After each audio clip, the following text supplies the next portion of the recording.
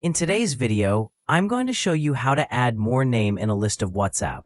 If you want to add more names to a list on WhatsApp, the process is very simple and straightforward. Start by opening the WhatsApp app and navigating to the chat where your existing name list is located.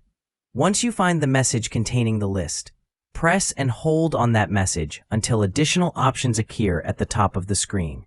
In the top right corner, tap on the three dots menu icon and select the Edit option.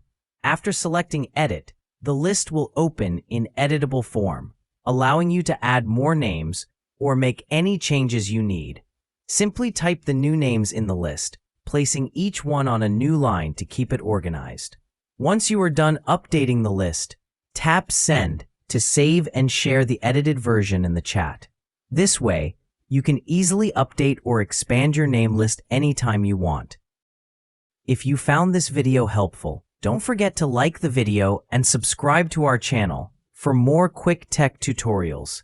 Thanks for watching.